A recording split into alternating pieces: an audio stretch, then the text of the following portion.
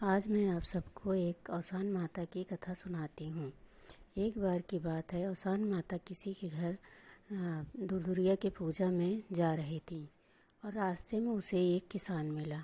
किसान से पूछा औसान माता ने कि तुम क्या कर रहे हो? तो किसान ने कहा, देख नहीं रही हो, गधे का ठेंग कर रहा हूँ और मटर के खेत में बैठा हूँ तो क्या करूँगा।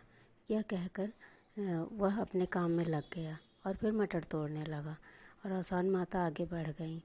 माता रानी के जाते ही उस किसान के पेड़ में सारे मटर की जगह गधे का ठेंग हो गया और वह सर पीटने लगा, कह रहा ये सब कैसे हो गया। और फिर आगे जाते ही औसान माता को रास्ते में एक टूटी फूटी सी झोपड़ी मिली और वहाँ देखा कि एक औरत ने एक ईंटे पत्थर को जोड़कर चूल्हा बनाया है और उस पर कढ़ाई रख कर बार बार पत्तियों से आग जलाने की कोशिश कर रही है और पत्तियों से आग जल ही नहीं रही है और खूब परेशान है। तो औसान माता ने पूछा, बेटा तुम क्या कर रही हो?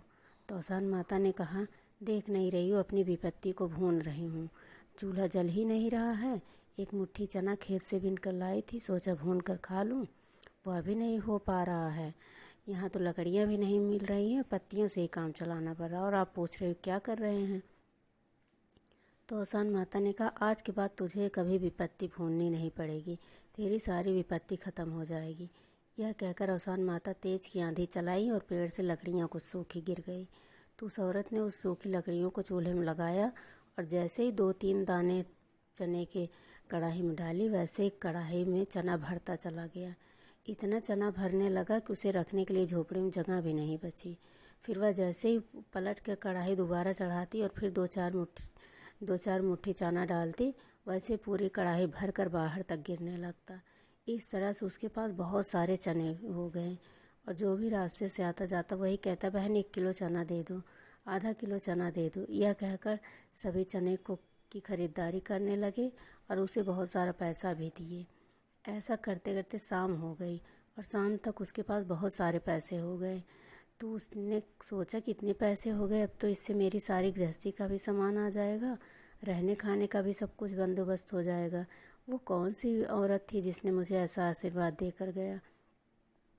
इतने ही टाइम वहाँ औसान माता वहाँ से लौटी थी तो उस औरत ने दौड़कर उनका पैर पकड़ लिया और बोला, हे माता रानी, आपने क्या जादू कर दिया कि जो मेरे एक मुट्ठी चने न जाने कितने किलो चने में बदल गए और मैं उन सबको बेचकर इतना पैसा कमा ली हूँ कि अब मुझे किसी भी विपत्ति की सामना करने की कोई ज़रूरत नहीं। औसान माता ने कहा, बेटा ये मेरा नहीं, औसान माता की कृपा है। तू इन चनों से औसान माता की दुर्दुरिया चबवा देना और फिर तेरे सारे क्लेश दूर हो जाएंगे। यह कहते ही वह औसान माता के चरणों में गिर पड़ी और माफ़ी मांगी और फिर अगले ही बृहस्पतिवार को उसने औसान माता की दुर्दुरिया चबवाई। इस तरह से जो जैसा भाव रखता है, माता रानी उसकी वैसे ही कृपा करती हैं। बोलिए औसान माता की जय। यदि आपको यह कथा पसंद आई हो तो लाइक एंड सब्सक्राइब कीजिए।